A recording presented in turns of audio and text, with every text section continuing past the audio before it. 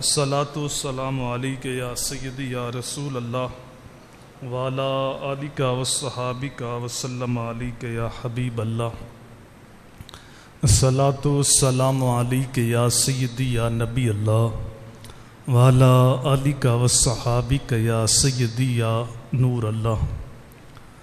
حمد و ثنا اور درود و سلام کے بعد معزز سامعین کرام، برادران اسلام، نہایت ہی واجب الاحترام ذی وقار علماء کرام، معزز محترم خواتین و حضرات، السلام علیکم ورحمۃ اللہ وبرکاتہ۔ آج کی یہ تقریب امام عالی مقام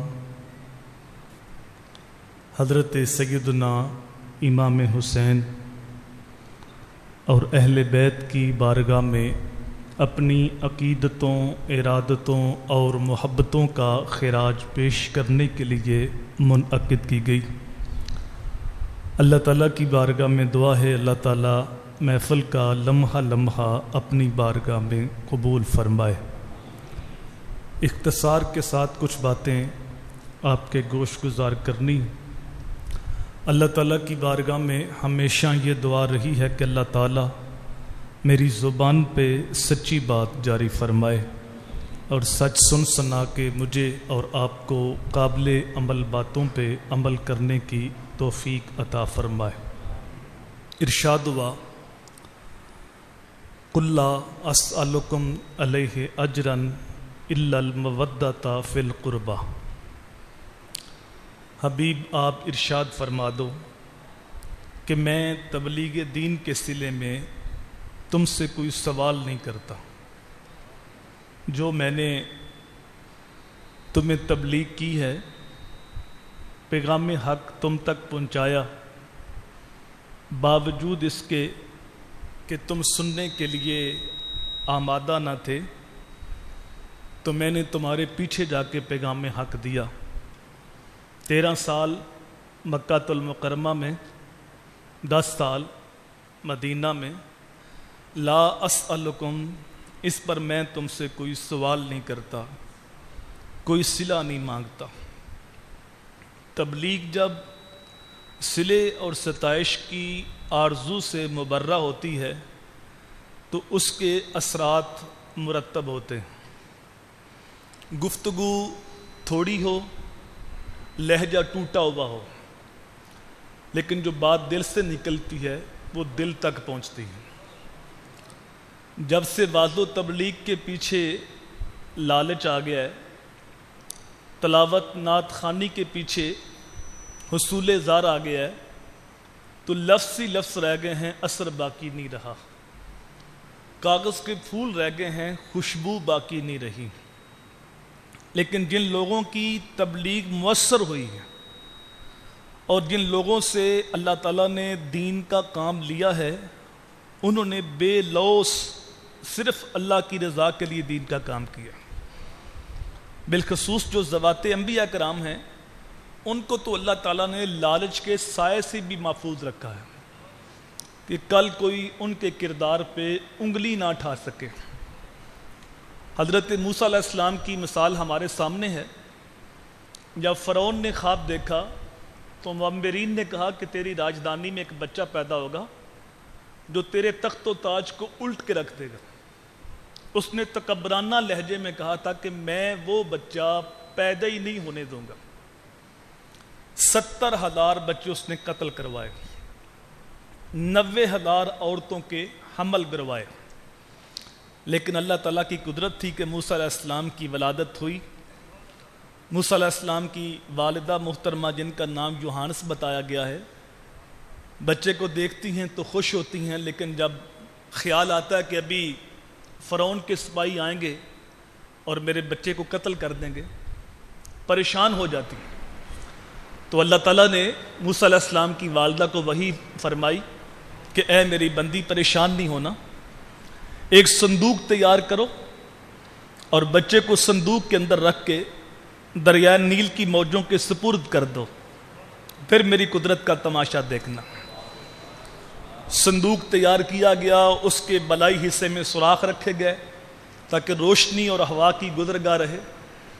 جب صندوق کو دریا میں ڈالا گیا تو موسیٰ علیہ السلام کی والدہ کو تو اللہ کی طرف سے تسلی تھی، وہ تو واپس آ گئی، لیکن موسیٰ علیہ السلام کی جو ہمشیرہ ہے وہ صندوق کے ساتھ ساتھ چلتی ہے۔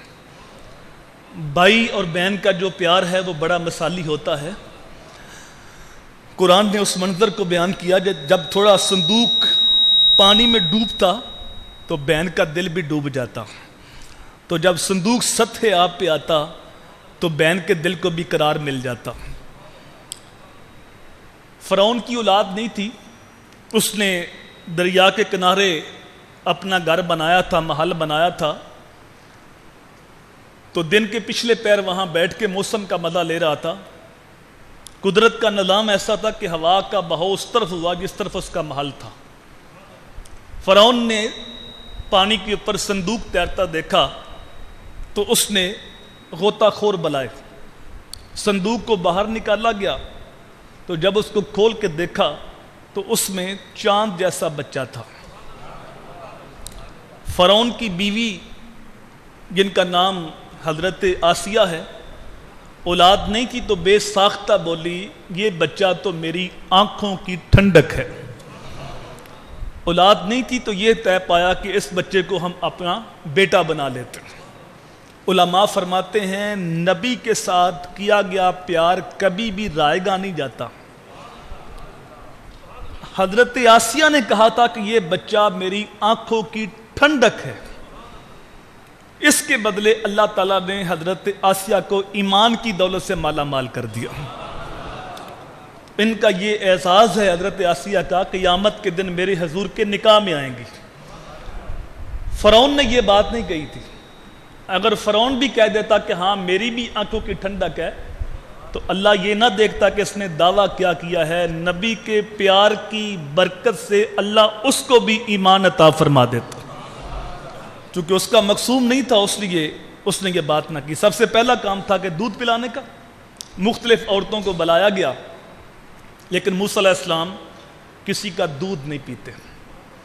موسیٰ علیہ السلام کی ہمشیرہ بھی چلتی چلتی موقع پہ پہنچ گئی، تو آپ کہتی ہے کہ ایک عورت میری نظر میں بھی ہے جس کا دودھ بچے رغبت سے پیتے ہیں، اگر تم کہو تو میں بلا لوں؟ تو وہ بولے جلدی کرو ہمیں تو مصیبت بنی ہے۔ تو موسیٰ علیہ السلام کی ہمشیرہ گئی، وہ اپنی ماں کو لے کے آ گئی، تو موسیٰ علیہ السلام نے اپنی ہی ماں کا دودھ پیا۔ اللہ قرآن میں فرماتا ہے کہ ہم موسیٰ علیہ السلام پہ حرام کر دیا تھا کہ وہ اپنی ماں کے علاوہ کسی اور عورت کا دودھ نہیں پئیں گے۔ اب ان کی ڈیوٹی لگ گئی کہ ہر روز 2-4 بار دودھ پلانا ہے، ریش بھی قریب کر دی، اور مہینے کے بعد کہا وظیفہ بھی نہیں گئے۔ دیکھیے رب کی شان، فرعون نے کہا تھا میں وہ بچہ پیدا ہی نہیں ہونے دوں گا، رب نے کہا مجھے بھی رب نہ کہنا اگر تیرے گھر میں پال کے نہ دکھایا تو۔ اللہ اکبر۔ اب سوال یہ ہے کہ اپنی ماں کے علاوہ کسی اور عورت کا دودھ پینا اگر نبی کے منصب کے خلاف ہے تو پھر حضور صلی اللہ علیہ وآلہ وسلم نے حضرت حلیمہ سعدیہ کا دودھ کیوں پیا؟ یہ اعزاز ان کو بھی ملنا چاہیے تھا۔ تو بات یہ ہے کہ اپنی ماں کے علاوہ کسی اور عورت کے دودھ پینے میں کوئی حرج نہیں ہے، دودھ تو گائے بکری کا بھی پیا جا سکتا ہے۔ اصل بات یہ ہے کہ حضور صلی اللہ علیہ وآلہ وسلم نے حضرت حلیمہ سعدیہ کا اگر دودھ پیا ہے تو حضرت عبد المطلب نے پورا صلہ دیا ہے، لیکن یہاں ایسی صورت نہیں تھی۔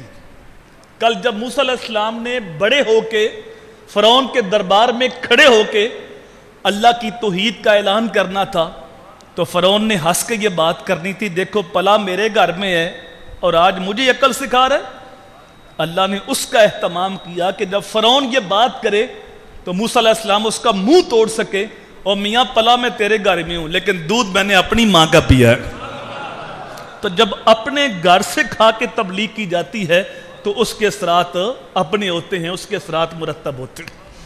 تو ہر نبی نے بے لوث، دیکھیں میں آپ کے پاس آیا ہوں، اگرچہ میں ایک لمبا سفر کر کے آیا ہوں لیکن مجھ سے پہلے وقت لیا گیا ہے، اور میرے آنے سے پہلے تشہیر کی گئی ہے، بڑے بڑے بورڈ لگائے گئے ہیں، دعوت دی گئی ہے، سوشل میڈیا کے اوپر فون کیے گئے ہیں، اور میں آیا ہوں تو ساؤنڈ سسٹم کا انتظام ہے، اے سی والا ماحول ہے، آپ کی آنکھیں آپ کے کان میری طرف لگے ہوئے.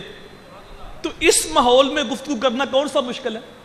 آدھا گھنٹہ، گھنٹہ، 2 گھنٹے بھی بولنا پڑے تو کوئی مشکل نہیں. مشکل تو اس وقت تھا صاحب جب انبیاء کرام گھر سے نکلتے تھے تو کفار اپنے کانوں میں انگلیاں ڈال لیتے تھے کہ ہم تیری بات کو نہیں سنیں گے. لیکن حوصلہ ہے نبی کا، اللہ کا نبی رک جاتا ہے. او میاں کبھی تو انگلیاں نکالو گے نا، جب انگلیاں نکالو گے میں پیغام حق سنا کے جاؤں گا. کتنا مشکل ہوتا ہے جب کوئی سننا نہ چاہے تو اس کو پیغام سنایا جائے، یہ کتنا مشکل ہوتا ہے. ہمارے خطیب تو اس بات سے ناراض ہو جاتے ہیں کہ تم نے اشتہار کے اوپر میرا نام چھوٹا کیوں لکھا ہے. ہمارے خطباء تو اس بات پہ ناراض ہو جاتے ہیں کہ تم اونچی سبحان اللہ نہیں کہہ رہے، ایک ہاتھ کھڑا کرو، دوسرا ہاتھ کھڑا کرو، سینے سے آواز آئے، ورنہ میں جا رہا ہوں پتہ نہیں کیا کیا بولیاں بولی جا رہی ہیں. میں سلام نہ کروں محمد عربی کی ذات کو، لوگ پتھر مارتے ہیں، میرا نبی ان کو تبلیغ کرتا. طیف کے بازاروں میں پتھر نہیں برسے اور میرے حضور کے ہاتھ اٹھتے ہیں. حفیظ جلندری ترجمہ کرتے ہیں کہ میرے حضور نے فرمایا الہی کرم کر کوثار طیف کے مکینوں پر، الہی کرم کر کوثار طیف کے مکینوں پر، الہی پھول برسا ان پتھروں والی زمینوں پر. تو پتھر کھا کے دعا دینا یہ نبی کا حوصلہ ہے. اور میرے حضور کی بارگاہ میں فرشتے حاضر ہیں. آقا آپ کہیں تو یہ پہاڑ ملا دے، طیف کی بستی پس جائے، غرق ہو جائے. لیکن میرے حضور فرماتے ہیں نہیں، مجھے ان سے نہیں، ان کی آنے والی نسلوں پہ ایمان کی توقع ہے. تو بسوں کا تبلیغ کے ساتھ آنے والی نسلوں پہ چھوڑنے پڑتے ہیں. ہم تو فوراً ہی صلہ لیتے ہیں نا، فوراً ہی معاوضہ مانگتے ہیں، بلکہ ہم تو کہتے ہیں پہلے کتنے دو گے بعد میں کتنے دو گے. ہمارا حال تو یہ ہے، ہمیں تو کھانا اچھا نہ ملے تو ہم 10 عیب گنواتے ہیں. یہ ہمارے دور کا المیہ ہے. لیکن صاحب نبی کو اللہ نے ایسا دل دیا ہوتا ہے، نبی کی آرزو ہوتی ہے کہ فلاں شخص بھی جہنم کی آگ سے بچ جائے، فلاں شخص بھی جہنم کی آگ سے بچ جائے. ایک یہودی کا جنازہ اٹھا تو میرے حضور کی آنکھوں میں آنسو آ گئے. صحابہ نے عرض کی یا رسول اللہ یہ یہودی ہے. فرمایا میں بھی اس لیے رویا ہوں کہ میری تبلیغ کے اثرات اس تک کیوں نہیں پہنچے اور یہ کلمہ پڑھ کے جہنم کی آگ سے بچ کیوں نہیں گیا. کبھی آپ نے دیکھا ہو جب بیٹی جوان ہو جاتی ہے تو اس کو رات کو کبھی جگانا پڑ جائے تو اس کو 10 بار آواز دی جاتی ہے، لیکن وہ اون کرتی ہے، کروٹ بدلتی ہے، پھر سو جاتی ہے. صبح کے وقت مائیں نماز کے لیے جگاتی ہیں تو کتنا مشکل ہوتا ہے، 10 بار آواز دینا پڑتی. لیکن وہی بچی جب شادی شدہ ہوتی اللہ اس کی گود کو اولاد سے ہری کر دیتا ہے، پھر اس کے حالات بدلتے. بچہ اگر رات کو 10 بار کیا 20 بار بھی جگائے تو اٹھنے سے گریز نہیں کرتی اور اس کی زبان پہ حرف شکایت بھی نہیں آتا. بڑا بیٹا نافرمان بھی ہے پھر بھی چھوٹا بیٹا بیمار ہو جاتا ہے تو ماں کو نیند نہیں آتی، خود گیلی جگہ پہ بچے کو سوکھی جگہ پہ لٹاتی. کیوں؟ قدرت نے ماں کے سینے میں اولاد کی محبت رکھی ہے اور وہ ممتا سے مجبور ہو کر اولاد کے لیے دکھ بھی سہتی ہے اور ان کی تربیت بھی کرتی ہے. صاحبو جس رب نے ماں کے سینے میں اولاد کا پیار ڈالا ہے اسی رب نے نبی کے سینے میں امت کا پیار ڈالا ہے. امت سننے کے لیے آمادہ نہیں ہے، گڑے کھود رہی ہے، کانٹے بچھا رہی ہے، کانوں میں انگلیاں ڈال رہی ہے، گلے میں کپڑا ڈال کے تو دے رہی ہے. لیکن میرے نبی گھر سے نکلتے ہیں، گڑوں سے بچ بچ گزرتے ہیں، کانٹے اٹھاتے جاتے ہیں، پیغام حق سناتے چلے جاتے. میری زندگی کا مقصد تیرے دین کی سرفرازی، میری زندگی کا مقصد تیرے دین کی سرفرازی، میں اسی لیے مسلمان، میں اسی لیے نماز. سارا دن تبلیغ ہوتی ہے اور جب رات کو امت سو جاتی ہے تو نبی مصلی پہ آ جاتے ہیں اور ساری رات امت کے لیے مغفرت کی دعائیں کرتے، امت کے لیے ہدایت کی دعائیں کرتے. اللہ اکبر. کہا لا اسألکم، میں تم سے کوئی سوال نہیں کرتا، الا المودۃ فی القربہ. پہلے لا سے نفی کی، پھر الا سے استثناء کیا کہ اور کوئی سوال نہیں کرتا مگر ایک سوال کرتا ہوں، اور وہ یہ کہ میرے قرابت داروں سے پیار کرنا، میری اہل بیت سے محبت کرنا۔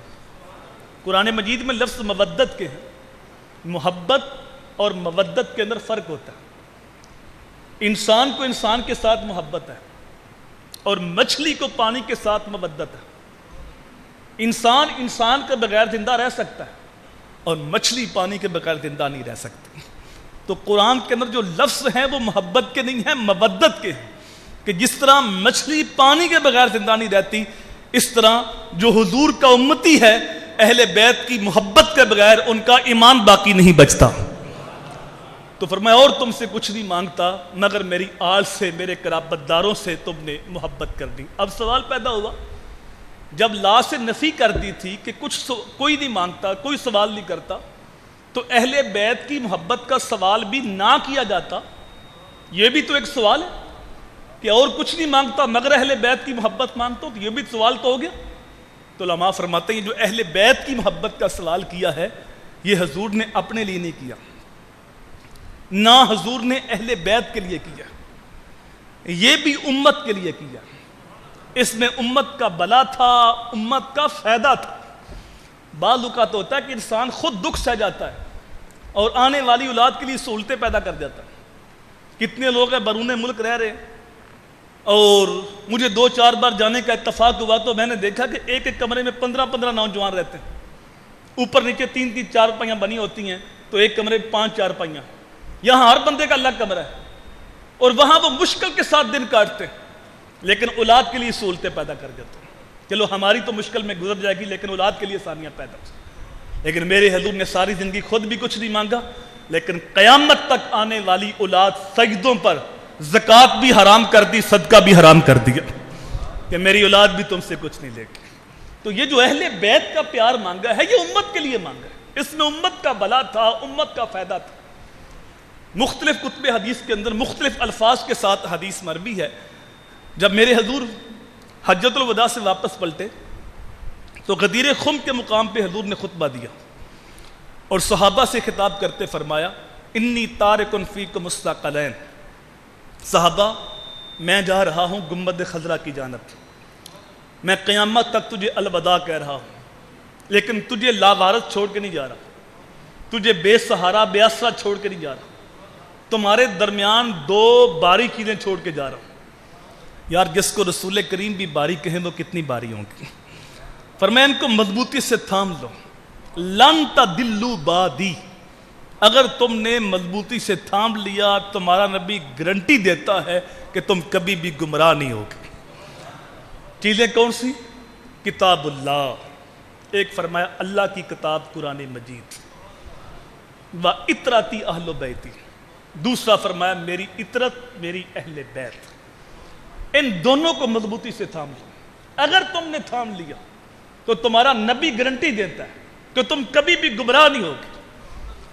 اب سوال یہ ہے کیا اللہ کی کتاب کافی نہیں تھی؟ قرآن کے اندر ہر دکھ کی دعا ہے، ہر مرض کی شفا ہے، ہر درد کا درما ہے، قرآن مکمل ضابطہ حیات ہے۔ مومنوں کی ماں حضرت اماں عائشہ صدیقہ فرماتی ہے سارے شہر تلوار سے فتح ہوئے ہیں لیکن مدینہ قرآن سے فتح ہوا ہے۔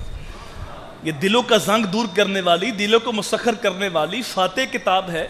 میرے حضور فرماتے ہیں قرآن آسمان سے وہ لٹکتی رسی ہے جس کا ایک سرا تمہارے ہاتھ میں ہے اور دوسرا سرا تمہارے رب کے ہاتھ میں ہے۔ تو صرف قرآن ہی کہا جاتا قرآن کو تھام لو، اہل بیت کے دامن کو ساتھ کس لیے؟ تو آپ پڑھے لکھے حضرات تشریف فرما ہو، ایک ہوتا ہے علم اور ایک ہوتی ہے اس کی عملی مشق، ایک ہوتی ہے تھیوری، ایک ہوتا ہے پریکٹیکل۔ اگر کوئی تھیوری کو لیتا ہے پریکٹیکل چھوڑتا ہے نتیجہ اسے بھی نہیں ملتا، اگر کوئی پریکٹیکل کو دیکھتا ہے تھیوری کے اندر شک دیکھتا ہے نتیجہ وہ بھی اخذ نہیں کر سکتا، نتیجہ اس کو ہی ملتا ہے جس کے پاس تھیوری بھی ہو پریکٹیکل بھی ہو۔ تو میرے حضور نے امت کو 2 چیزیں عطا فرمائی کہ ایک اللہ کی کتاب قرآن مجید، دوسری میری اطرت میری اہل بیت میرے گھر والے۔ کیوں؟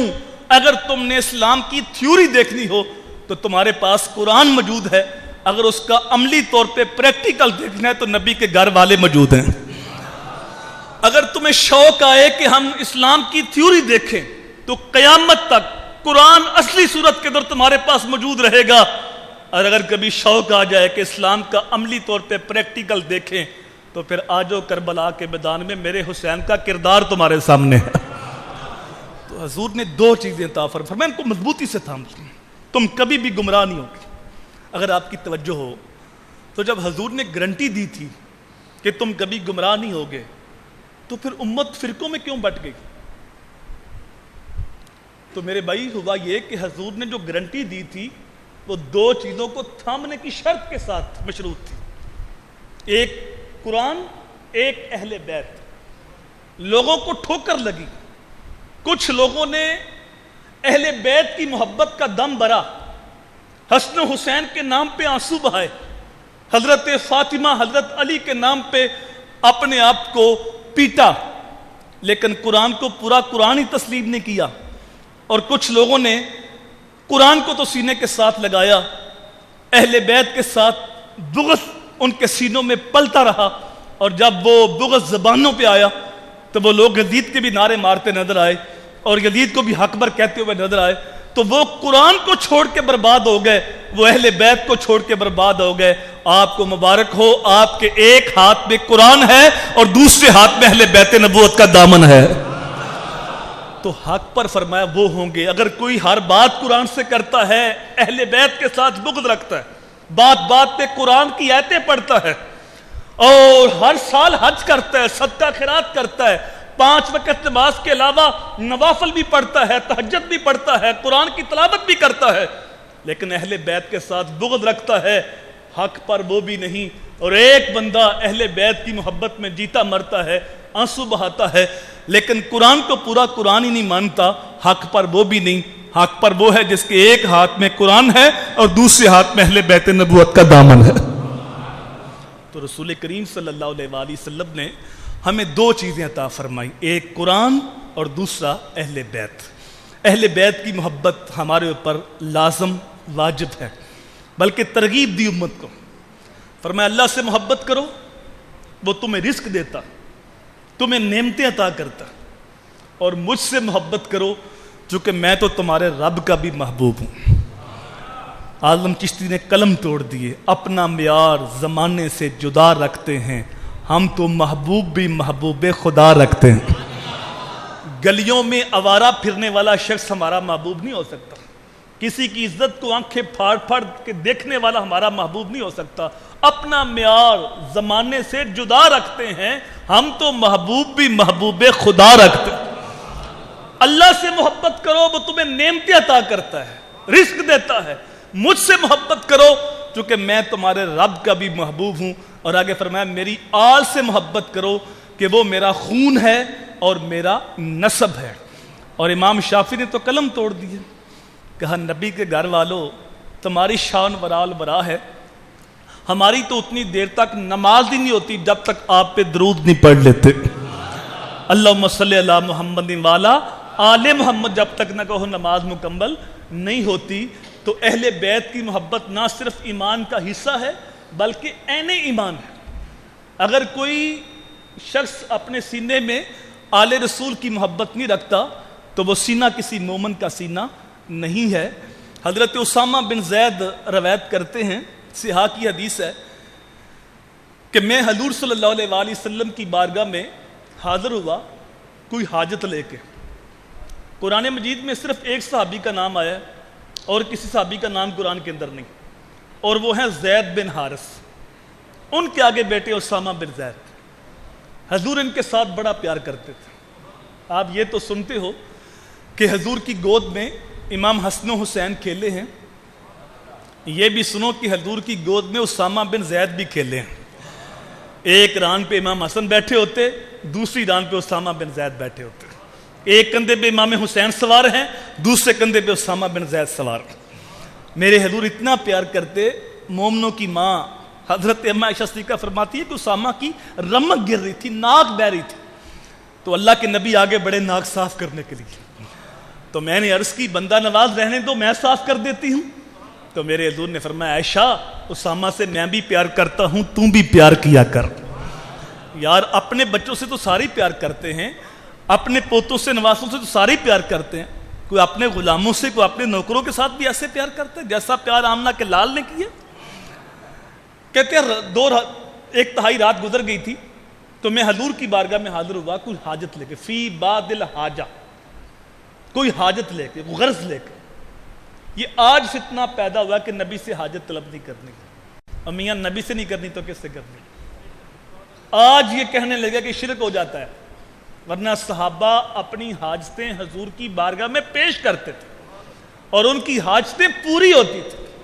14 صدیوں میں امت کا یہ عقیدہ رہا ہے کہ امت جولی پھیلا کے حضور کی بارگاہ میں عرض کرتی تھی، چمک تجھ سے پاتے ہیں سب پانے والے، میرا دل بھی چمکا دے چمکانے والے۔ تو صحابہ اپنی حاجتیں حضور کی بارگاہ میں پیش کرتے تھے۔ کہتے رات کا موقع تھا، حضور کی بارگاہ میں حاضر ہوا حاجت لے کے، حضور باہر تشریف لائے، صحابہ حضور کے در پہ دستک نہیں دیتے تھے، چوکھٹ کے ساتھ لگ کے بیٹھ جاتے، حضور اپنی مرضی سے تشریف لاتے۔ اللہ اکبر۔ تو حضور تشریف لائے تو اسامہ کہتے ہیں میں نے اپنی حاجت پیش کر دی، تو حضور نے میری حاجت کو پورا کر دی، لیکن حضور نے چادر کی بکل ماری تھی۔ تو جب حضور گفتگو ارشاد فرما رہے تھے تو حضور کے دائیں بائیں کمبل کے اندر کچھ چیز حرکت کرتی، تو جب میری حاجت پوری ہو گئی تو میں نے عرض کی یا رسول اللہ یہ کمبل کے اندر کیا ہے؟ تو حضور نے بتانے کی بجائے فکاشفہ، وہ کمبل کھول دیا۔ کہتے ہیں فاض الحسن والحسین علی ورقہ، ایک پہلو میں امام حسن لپٹے ہوئے تھے اور دوسرے پہلو میں امام حسین لپٹے ہوئے تھے، اور حضور فرما رہے تھے یہ میرے بیٹے ہیں، میری بیٹی کے بیٹے ہیں، اے اللہ میں بھی ان سے پیار کرتا ہوں، تو بھی ان سے پیار کر، اور قیامت تک کے لیے جو ان دونوں سے پیار کرے اللہ تو اس سے بھی پیار کر۔ تو حضور نے ان سے محبت کی اور محبت کرنے کا ہمیں درس دیا۔ اللہ اکبر۔ حضرت حذیفہ بن یمان، ان کا گھر مسجد نبی سے تھوڑا فاصلے پہ تھا۔ یہ وہ صحابی ہیں جن کو حضور کا رازدان کہا جاتا ہے، صاحب و سر رسول اللہ، حضور کے رازدان صحابی۔ حضور جب کوئی راز کی بات کرتے تو ان کے ساتھ کرتے۔ حضور نے بتایا تھا کہ مدینہ منورہ میں مومن کون ہے اور منافق کون ہے، حضور نے صرف ان کو بتایا تھا۔ اور صحابہ کرام، کتنا خوف خدا کا سینے کے اندر تھا، کتنی خشیت تھی۔ دروازے پہ دستک ہوئی، حذیفہ باہر نکلے اور آگے حضرت عمر فاروق کھڑے۔ حضرت عمر کہتے ہیں حذیفہ حضور نے کہیں منافقین کے اندر میرا نام تو نہیں لیا؟ یہ وہ ہیں جن کو میرے نبی نے جنت کی ضمانت دی، جن کے بارے فرمایا عمر جنت کا چراغ ہے۔ تو وہ اتنا اللہ کا خوف اور خشیت اپنے سینے میں رکھتے تھے، اور پھر ساری زندگی حضرت عمر فاروق اس بندے کے جنازے میں شامل نہیں ہوئے جس کے جنازے میں حذیفہ بن یمان شامل نہیں ہوئے۔ حذیفہ شامل ہوتے تو سمجھتے یہ بندہ مومن ہے، حذیفہ شامل نہیں ہوئے سمجھتے یہ بندہ منافق ہے، میں بھی اس کا جنازہ نہیں پڑھوں گا۔ تو ان کا گھر مسجد نبی سے دور تھا، تو ان کی والدہ بیمار تھی، بوڑھی تھی، ان کی خدمت کرتے تھے۔ تو دن کے وقت تو مسجد نبی میں آ جاتے، لیکن رات کے وقت ذرا مسئلہ ہوتا، گھر دور تھا، والدہ بوڑھی تھی، لیکن ان کا دل مچلتا کہ میں حضور کے پیچھے وہ نمازیں پڑھوں جن نمازوں میں حضور بلند آواز سے قرآن کی تلاوت کرتے۔ قرآن پڑھنے کا اپنا مزہ ہے اور قرآن سننے کا اپنا مزہ ہے۔ پڑھنا بھی عبادت ہے، سننا بھی عبادت ہے۔ قرآن پڑھنا بھی میرے نبی کی سنت ہے، سننا بھی میرے نبی کی سنت ہے۔ قرآن حضور صلی اللہ علیہ وآلہ وسلم خود تو تلاوت کرتے، کبھی صحابہ سے سنتے بھی تھے۔ اللہ اکبر۔ تو ان کا دل تھا کہ حضور سے قرآن سنیں۔ دیکھو میں قرآن پڑھوں تو مزہ اور ہے، اور اگر قاری قرآن تلفظ کے ساتھ خوبصورت لہجے میں قرآن کی تلاوت کرے تو پھر مزہ اور ہوگا۔ اگر قرآن پڑھنے کے لیے عربی لہجہ مل جائے اور پھر سننے کے لیے مسجد نبی کا سین مل جائے پھر تو رنگ اور ہوگا نا۔ اب تصور کرو جس کے سینے پہ قرآن کا نزول ہوا ہے، جب وہ محبوب قرآن پڑھتے ہوں گے تو کتنا مزہ آتا ہوگا۔ حضرت ابو موسیٰ عشری کہتے ہیں ایک مرتبہ فجر کی امامت تھی اور سورہ والضحیٰ کی تلاوت تھی، اور حضور خود نماز پڑھا رہے تھے. کہتے ہیں آج تک وہ نشہ ہی نہیں اترا. علماء جانتے ہیں کہ سورہ دہا وہ سورت ہے جس میں حضور کا حسن بیان کیا گیا. تو جب صاحب حسن اپنا حسن خود ہی بیان کر رہا ہو, جب حسن ناز میں آیا ہو تو رنگ تو اور ہی ہوتا ہے نا. حضور صلی اللہ علیہ وآلہ وسلم نے ایک دن کالے رنگ کی پگڑی باندھی اور مومنوں کی ماں حضرت ام عائشہ صدیقہ سے فرماتے ہیں کیسا ترینی یا عائشہ, عائشہ ذرا بتاؤ نا میں کیسا لگ رہا. اب مومنوں کی ماں نے بھی قلم توڑ دیے, عرض کیا کا کالے رنگ کی سیاہی نے آپ کے چہرے کو نکھار دیا ہے اور آپ کے چہرے کی سفیدی نے کالے رنگ میں حسن پیدا کر دیا. تو جب صاحب حسن اپنا حسن خود بیان کرے اور جب صاحب قرآن خود قرآن پڑھے تو مزہ اور ہوتا ہے. تو حضرت حذیفہ بن یمان کا دل تڑپتا کہ میں حضور کے پیچھے وہ نمازیں ادا کروں جن میں حضور بلند آواز سے قرآن کی تلاوت کرتے ہیں. تو ایک دن کہتے ہیں میں نے ماں کو لالچ دیا کہ امی اگر مجھے اجازت دے دو تو میں مغرب کی نماز حضور کے پیچھے ادا کرتا ہوں, تو اپنے لیے اور آپ کے لیے حضور سے مغفرت کی دعا کراؤں گا. ماں نے کہا بیٹا جلدی جا, اس سے بڑھ کے اور کیا کہ حضور ہمارے لیے دعا کر دیں. چونکہ حضور کے ہاتھ اٹھ جائیں پھر رحمت کا می تو برستا ہے نا. صحابہ اس بات پہ بڑے خوش ہوتے تھے جب حضور ان کے لیے دعا کرتے تھے. اللہ قرآن میں فرماتا ہے محبوب ان کے لیے ہاتھ اٹھا کے دعا کر دیا کرو, تیرا دعا کرنا ان کے سینے کی ٹھنڈ ہے. جب تیرے ہاتھ اٹھتے ہیں ان کے سینے میں ٹھنڈ پڑ جاتی ہے. دعا سے بات یاد آئی, اللہ کے رسول ایک صحابی کو ملنے کے لیے گئے, دروازے پہ کھڑے ہوئے اور بلند آواز سے کہا السلام علیکم. وہ صحابی گھر میں تھے, حضور کی آواز کو سنا پہچانا, لیکن دل ہی دل میں کہہ دیا وعلیکم السلام. حضور آئے ہوں تو پتہ نہ چلے, یہ کیسے ہو سکتا. میرے نبی تو جن راہوں میں گزرتے وہ گلیاں خوشبو سے مہک اٹھتی تھی, تو صحابہ خوشبو کے سہارے تلاش کر لیتے تھے. حضور نے دوسری بار پھر کہا السلام علیکم, پھر آستہ سے کہہ دیا وعلیکم السلام. تیسری بار حضور نے پھر کہا السلام علیکم, پھر حولے سے کہہ دیا وعلیکم السلام. اب سنت یہ ہے 3 بار دستک دو یا 3 بار سلام کرو, جواب ملے تو ٹھیک ورنہ پھر صحیح.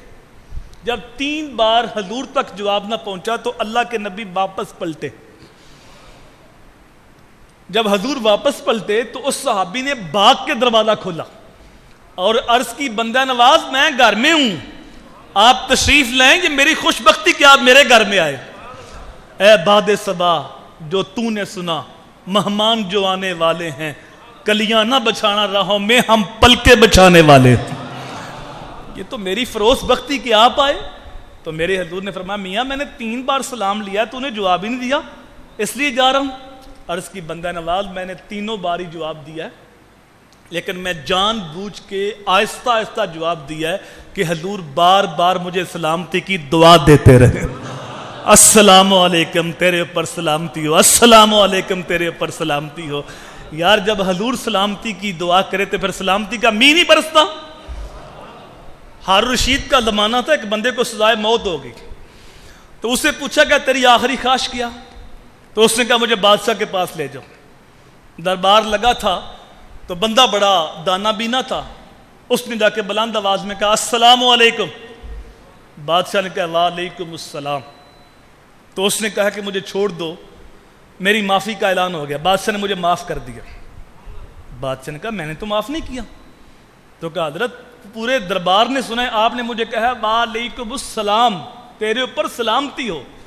تو جس کو بادشاہ سلامتی کی ضمانت دے اسے کون پھانسی لگا سکتا ہے؟ بادشاہ ہنس پڑا کہ اس کی دنائی غالب آگے, اس کو چھوڑ دو.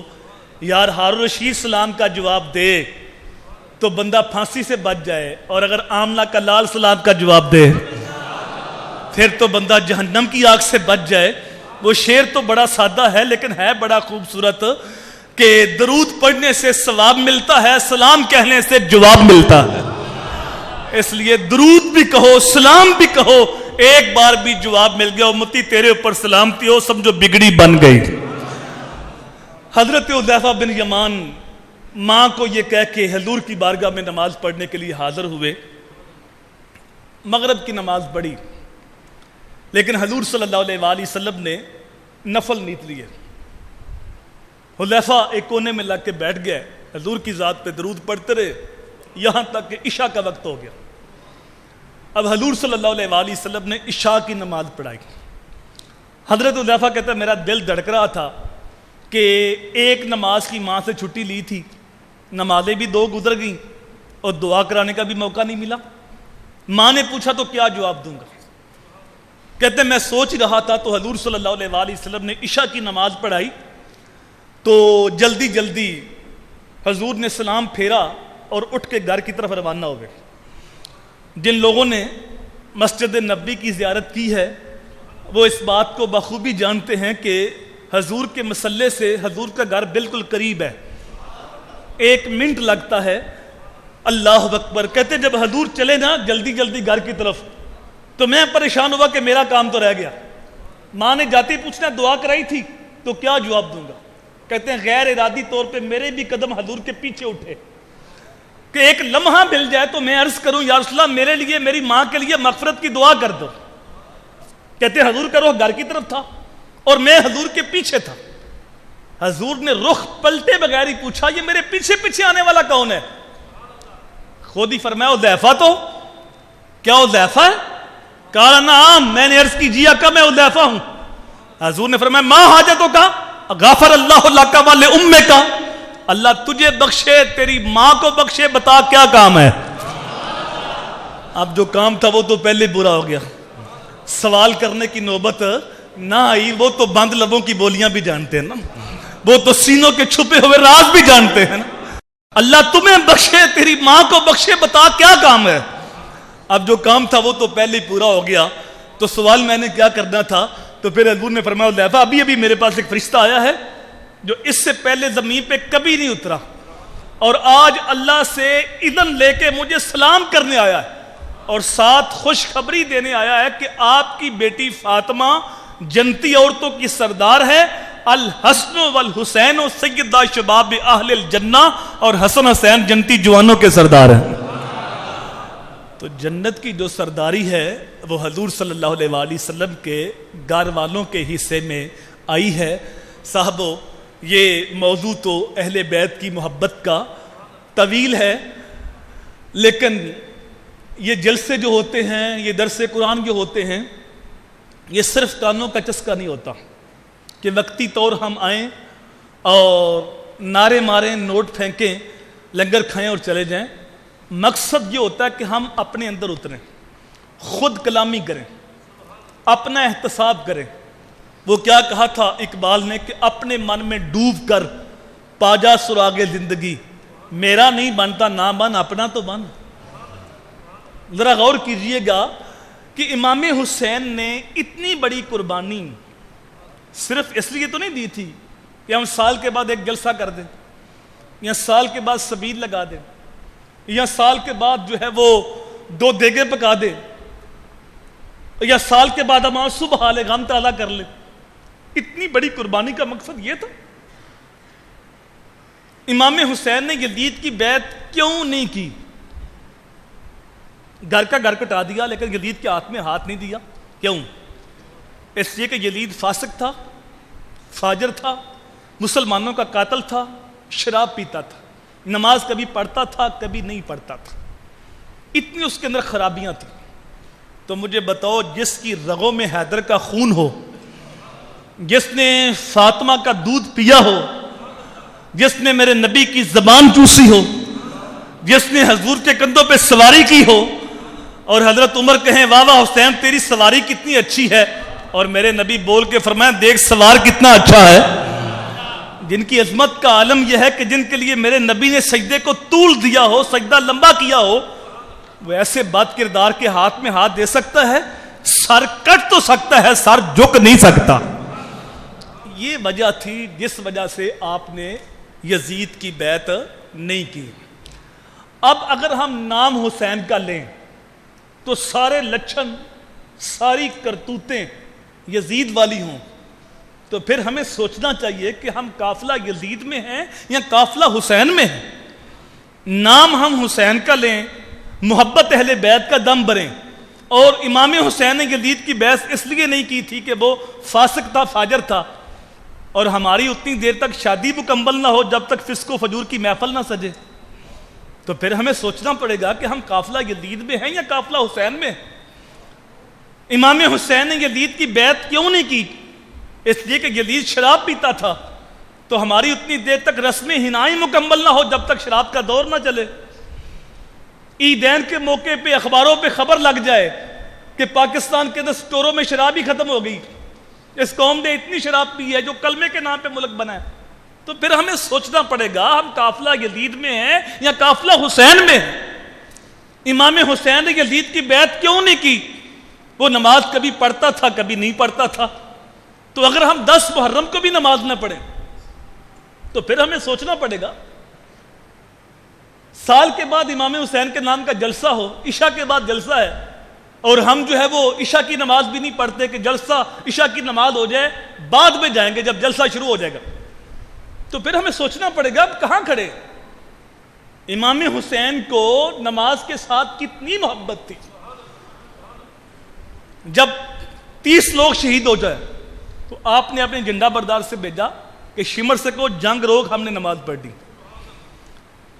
مجھے بتاؤ اگر اس وقت وہ نماز نہ پڑھتے تو ان کی عظمت میں کوئی کمی آنی تھی؟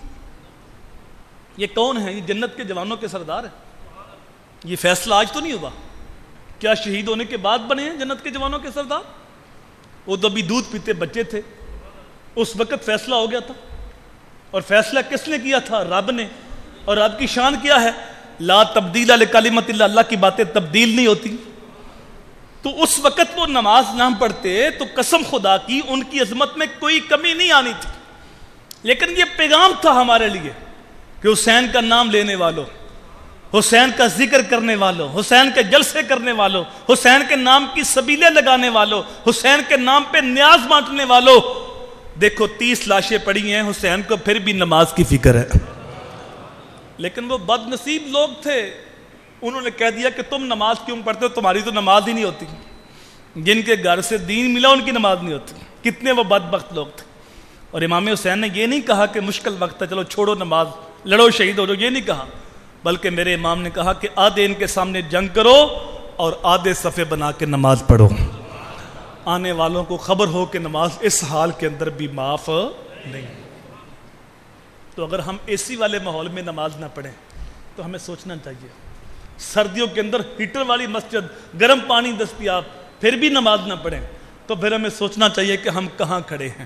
نام حسین کا لیتے ہیں اور قدم قدم ہم جو ہے وہ حسین کے ساتھ اگر ہم منافقت کر رہے ہوں اور کردار سارے یزید والے ہوں تو ہمیں بار بار سوچنا چاہیے کہ ہم کہاں کھڑے ہیں. اگر ہم نام حسین کا لیتے ہیں تو پھر سر سے لے کر پاؤں تک حسین کے غلام بھی بن جائیں.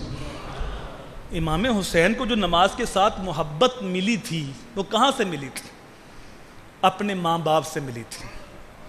اگر ہم خود نماز نہ پڑھیں, خود دین کے ساتھ وابستہ نہ ہو اور ہم سمجھے کہ ہماری اولاد وابستہ ہو جائے, وہ کہتے ہیں کہ چلو ہم نہیں پڑھتے یہ تو نماز پڑھے, اور بھائی جب تم نہیں پڑھتے یہ کیسے پڑھے؟ الولد سر لابی ہے, بیٹا باپ کا راز ہوتا ہے.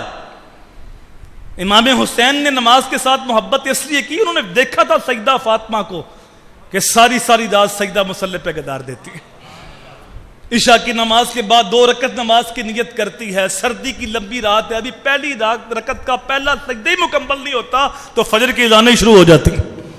اللہ کی بارگاہ میں رو کے عرض کرتی, باری تعالیٰ تیری راتیں اتنی چھوٹی ہیں, تیری بندی کا ذوق بندگی ہی پورا نہیں ہوتا, ایک رات ایسی بنا تیرے نبی کی بیٹی جی بھر کے سجدہ تو کر لے. تو جب ماں کا یہ کردار ہوگا تو بچے حسین ابن علی کا کردار ادا کریں. جب ماں ایسی ہو, ماں مائی راستی ہو تو بیٹا فرید بنتا ہے, ماں ام الخیر ہو تو بیٹا غوث اعظم بنتا ہے, اور جب ماں فاطمہ ہو تو بیٹا حسین بنتا ہے. گود ماں دی ہے درسگاہ پہلی, اتھو زندگی دا نصب العین بنتا ہے. اتھو داتا خواجہ فرید بن کے دکھی دلان دے واسطے چین بنتا ہے. شرم و حیا دی ماں جو ہووے پیکر پھر پتر بھی غوث ثقلین بنتا ہے. سجدہ خاتون جنت جے ماں ہووے طاہر پھر لال بھی سکی حسین بنتا ہے. جب اولاد کی تربیت کی باری تھی تو سیدہ نے قرآن کی لوریوں کے ساتھ اپنے لال کی تربیت کی. دودھ پلاتی ہیں، لبوں پہ قرآن کی آتے ہیں، چکی پیستی ہیں، ساتھ قرآن پڑھتی ہیں، گھر کے کام کاج کرتی ہیں، لبوں پہ قرآن کی آتے ہیں. جب حسین کی تربیت کی باری تھی تو سیدہ نے قرآن کی لوریوں کے ساتھ تربیت کی، اور جب قرآن پہ عمل کی باری تھی تو پھر حسین ابن علی نے نیزے کی نوک پہ قرآن کی تلاوت سنائی تھی. امام حسین کو نماز کے ساتھ یہ محبت کہاں سے ملی تھی؟ انہوں نے اپنے باپ کو دیکھا تھا کہ مولا علی کی ایک نماز قضا ہوئی تھی، آنکھوں میں آنسو آ گئے تھے. حالانکہ وہ جو قضا ہوئی تھی وہ غفلت کی قضا نہیں تھی، وہ حضور کی اطاعت میں قضا ہوئی تھی. حضور کا سر انور گود میں تھا، حضور کے چہرے کی زیارت کر رہے تھے. نمازیں گر قضا ہوں پھر ادا ہوں، نگاہوں کی قضائیں کب ادا. اللہ نے قرآن میں کہا ہے میں یطیع الرسول فقد اطاع اللہ، جس نے رسول کی اطاعت کی اس نے اللہ کی اطاعت کی. اور وہ قضا غفلت کی نہیں تھی، اطاعت رسول میں قضا تھی. تو قضا پڑھ لیتے، روئے کیوں تھے؟ تو میرے بھائی روئے اس لیے تھے علی نے کبھی قضا پڑھی نہیں تھی، قضا پڑھنے کی عادت نہیں تھی، کبھی قضا ہوئی نہیں تھی. یہ پہلا موقع تھا، قضا ہوئی تو اتنا دکھ ہوا کہ آپ رو پڑے.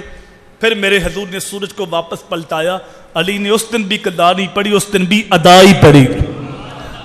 تو جب ماں باپ نماز پڑھیں گے، قرآن کے ساتھ رشتہ مضبوط کریں گے تو نئی نسل کے اندر نماز اور قرآن کی محبت پیدا ہوگی. اللہ تعالیٰ کی بارگاہ میں دعا ہے اللہ اہل بیت کے ساتھ محبت کرنے کی اور ان کے پیغام کو سمجھنے کی توفیق عطا فرمائے. وما توفیقی الا باللہ.